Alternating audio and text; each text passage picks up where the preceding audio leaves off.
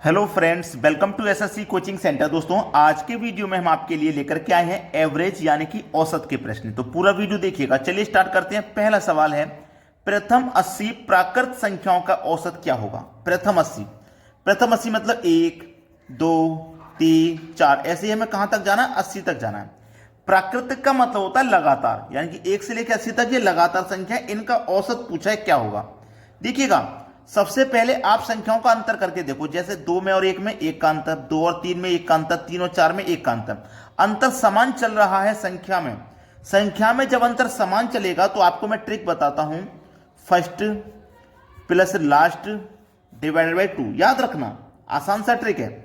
First संख्या ले लो 1 plus last संख्या ले लो 80 डिवाइडेड बाई 2 करना है।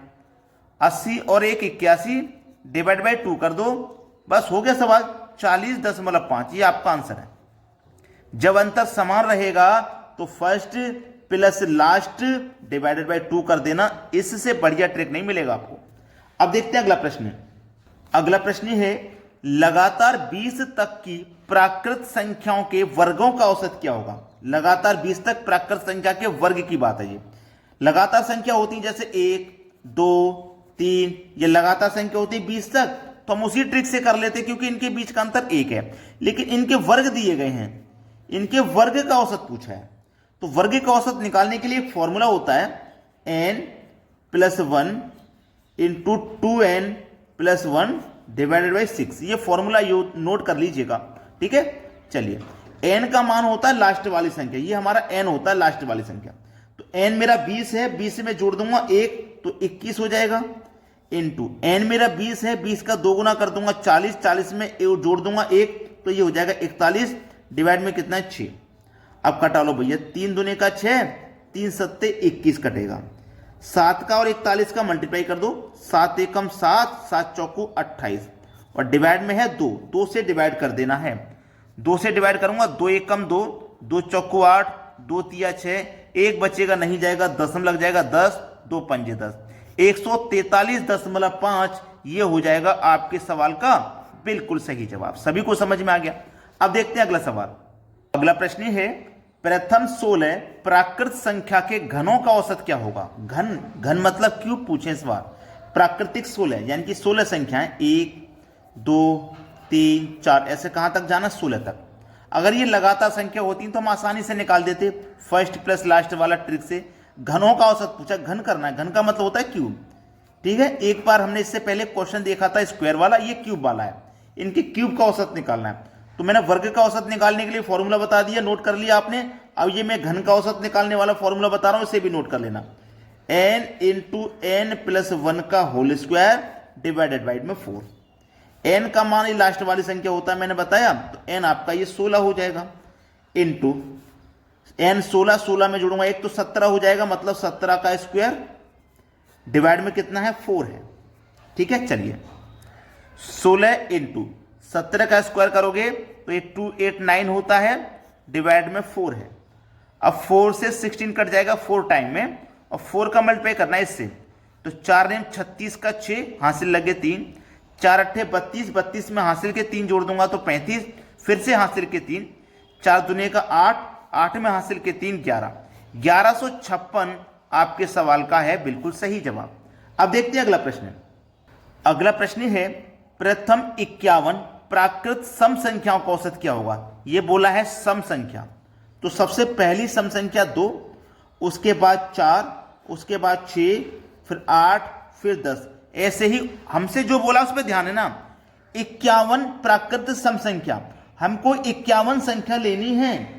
हमको क्या लेनी है? 51 संख्या लेनी है। तो हमें 51 का 2 गुना करना पड़ेगा। 51 का 2 गुना करूंगा तो 102 हो जाएगा, जिसमें 51 तो सम संख्या होंगी और 51 ही आपकी विषम संख्या होंगी। याद रखना, क्योंकि जो छूट के चल रही हैं वो विषम संख्या है। जैसे 2 से पहले 1 छूट गया, 3 छूट गया, 5 छूट गई, विषम संख्या छूटती हुई चल रही है ना। तो आपको क्या करना? 2 गुना कर देना। जब 2 गुना करोगे ना तो 51 का 2 गुना करोगे, यहां पे 102 आएगा। तो जो 51 नंबर पे सम संख्या आएगी वो 102 होगी। अब 2 4 6 8 10, 10 पे पहुंच गए ना आप, लेकिन सम संख्या कितनी हुई? 1 2 3 4 5 सम संख्या हुई, लेकिन पहुंच कहां तक? 10 तक। संख्या हुई 5, पहुंच गए 10 तक, संख्या तो 5 हुई ना। ऐसे 51 तक पहुंचोगे तो 51 का 2 गुना करना पड़ेगा, तभी तो 51 सम संख्या होंगी। समझ गए ना आप? तो बस सवाल आपको कोई दिक्कत नहीं है, अब तो आसानी से हो जाएगा। इनका अंतर कर लो, 2 और 4 में 2 का अंतर, 4 और 6 में 2 का, 6 और 8 में 2 का, 8 और 10 में 2 का, मतलब 2 का अंतर चल रहा है। तो first plus last divide by 2। जब समान अंतर रहे संख्याओं में तो ये ट्रिक सबसे बढ़िया है। फर्स्ट संख्या 2 है, लास्ट संख्या 102 है, डिवाइड बाई 2 कर दो। 102 में जोड़ेंगे 2 तो ये हो जाएगा 104, और डिवाइड बाई 2 कर देंगे तो कितनी बार में डिवाइड हो जाएगा? 52 बार में। यानी कि जो सही जवाब है ना वो 52 है, आपका आंसर आपका 52 हो जाएगा। क्लियर हुआ सभी को सवाल? अब देखते हैं अगला प्रश्न। अगला प्रश्न है, लगातार 46 तक के प्राकृत सम संख्याओं का औसत क्या है? लगातार 46 तक के, तो लगातार 46 तक 2, 4, 6, 8। अब ध्यान देना मेरी बात को, उसने क्या बोला है? उसने बोला 46 संख्या नहीं बोला, उसने 46 सम संख्या नहीं बोला, उसने 46 तक बोला है। 46 तक का मतलब 46 तक रुकिए, उससे आगे मत जाइए। अगर उसने 46 सम संख्या बोला होता तो 46 सम संख्या कब होंगी? जब आप 46 का 2 गुना कर दोगे, है ना। लेकिन उसने बोला लगातार 46 तक जाइए, बस उससे आगे नहीं। तो हमें कहां तक जाना है? 46 तक जाना है। अब हम जब 46 तक पहुंचे हैं तो इस 46 में क्या होगा? 23 सम संख्या होंगी और 23 ही विषम होंगी। याद है ना आपको? 23 सम और 23 ही आपकी विषम होंगी। चलिए, ये लगातार संख्या है। अब देखो सभी में 2 का अंतर है। जब 2 का अंतर है तो first plus last divided by 2। First आपकी 2, लास्ट 46 डिवाइडेड बाई 2। 46 में जोड़ो 2, 48 डिवाइडेड बाई 2, आंसर आ जाएगा 24। भाई 2 से 48 को कटाओगे 24 बार में कटेगा, तो 24 है आपके सवाल का बिल्कुल सही जवाब। चलिए अब देखते हैं अगला प्रश्न। अगला प्रश्न है, प्रथम 12 तक के सम संख्याओं के वर्गों का औसत क्या होगा? बहुत अच्छा सवाल है। प्रथम 12 तक के सम संख्या के वर्ग, सम के वर्ग, यानी कि पहला सम संख्या 2, फिर 4, फिर 6, ऐसे कहां तक? 12 तक के वर्गों का पूछा है, वर्गों का औसत। ठीक है, चलिए इसके लिए एक फॉर्मूला होता है, ये सम संख्या के वर्ग हैं। इसका एक फॉर्मूला होता है n+1 into n+2 divided by 3। ठीक है, ये सम संख्या के वर्गों का औसत है। मैंने जो पहले वर्गों का औसत बताया था वो लगातार संख्या थी, लेकिन ये सम संख्या है। तो आप इस फॉर्मूले में रखिए, n का मान लास्ट वाली संख्या होता है, ये n का मान है। n का मान 12, 12 में जोड़ दूंगा 1 तो 13। n का मान 12, 12 में 2 जोड़ देंगे तो 14, डिवाइड में कितना भैया? 3। 13 का और 14 का मल्टीप्लाई करेंगे तो 182 हो जाएगा, डिवाइड में कितना है? 3। 3 से घटा दो, 3 छिंग 18, ना जाने का 0, दशमलव लगेगा, 2 बचेगा, 20 हो जाएगा। तो 2 छिक्के 18, 2 छिंग 18, फिर से 20 हो जाएगा, फिर से 3 छिंग 18, फिर से 20 हो जाएगा, 3 छिंग, ये 6 6 6 6 चलेगा। तो इसे आप यहां 7 लग के खत्म कर सकते हैं। ये हो जाएगा आपके सवाल का बिल्कुल सही जवाब। अब देखते हैं अगला प्रश्न। अगला प्रश्न है, प्रथम 15 विषम संख्याओं का औसत क्या है? ठीक है, 15 विषम संख्या, पहली 1, फिर 3, फिर 5, फिर 7, ऐसे ही कहां तक जाना है? 15। अब देखो उसने 15 विषम संख्या बोली है, 15 तक नहीं बोला। 15 विषम संख्या कब होंगी? जब आप 15 का 2 गुना कर दोगे। 15 का 2 गुना कर दोगे 30, इसमें 15 सम संख्या, 15 विषम। 15 सम होंगी तो 15 होंगी विषम। ठीक है, अगर उसने 15 तक बोला होता तो 15 तक ही रहे, तो उससे आगे नहीं जाते। तो तक में समझ में आ गया ना, 15 तक, तो 15 तक ही रहे ना, उससे आगे नहीं। लेकिन 15 विषम संख्या बोली है, तो 15 विषम संख्या कब होगी? जब इसका 2 गुना कर दोगे। तो 15 का 2 गुना कर दोगे 30, लेकिन 30 तो एक सम संख्या है, तो 30 से जो पहले वाली संख्या होगी ना 29, वो होगी आपकी 15वीं संख्या 29। तो इसका मतलब आपको 29 तक जाना। अब 1 और 3 में 2 का अंतर, 3 और 5 में 2 का अंतर, 5 और 7 में 2 का अंतर। जब अंतर 2 का है तो first plus last divided by 2, 29 और 1 30 डिवाइडेड बाई 2, आंसर आ जाएगा 15। ये आपके सवाल का बिल्कुल सही जवाब है। अब देखते हैं अगला सवाल। अगला प्रश्न है, 100 तक के सभी विषम संख्याओं का औसत क्या होगा? 100 तक सभी विषम संख्या, 100 तक का मतलब 100 तक ही रुकना है, उससे आगे नहीं जाना। अगर 100 विषम संख्या बोली होती तो 100 का 2 गुना करते, लेकिन 100 तक बोला है तो 100 तक ही रुकना है।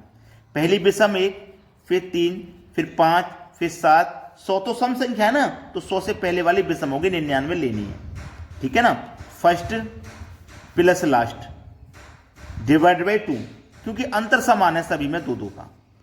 तो क्या हो जाएगा, 100 हो जाएगा डिवाइड बाई 2, आंसर 50। ये आपके सवाल का क्या है, बिल्कुल सही जवाब है। अब देखते हैं अगला सवाल। अगला प्रश्न है, प्रथम 10 तक के विषम संख्याओं के वर्गों का औसत क्या होगा। प्रथम 10 तक के विषम संख्याओं के वर्ग का औसत, विषम के वर्ग का औसत है अभी 1 2 2 तो 3 आएगा, विषम है ना 3 आएगा, फिर 5, फिर 7, ऐसे कहां तक 10 तक के वर्गों का औसत है। तो वर्ग कर लीजिए सभी के वर्ग का औसत। मैंने जो आपको बताया था सम संख्या के वर्ग का बता दिया, लगातार वाली संख्या के वर्ग का बता दिया। अब ये विषम संख्या के वर्ग का और नोट कर लीजिए, ठीक है। इसके लिए फॉर्मूला होता है n into n plus 2 divided by 3। n ये लास्ट वाली संख्या होती है, तो n आपका 10 है, इंटू 10 में जोड़ेंगे 2, तो ये 10 में जोड़ेंगे 2, 1 मिनट कुछ गलती हुई है शायद। 10 तक के विषम, ये विषम संख्या है ना, तो 10 तो हमारी सम संख्या, ये नहीं लेंगे। विषम संख्या 9 होगी, इससे पहले वाली विषम संख्या होगी 9, ठीक है।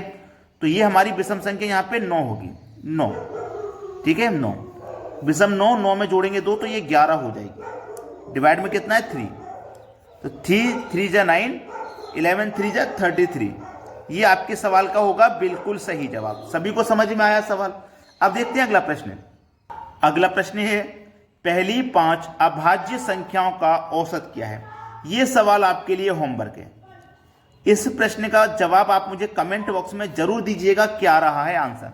अगर आपने अभी तक लाइक नहीं किया वीडियो को तो लाइक कर दें, यदि शेयर नहीं किया तो भैया शेयर कर दें। ठीक है दोस्तों, धन्यवाद।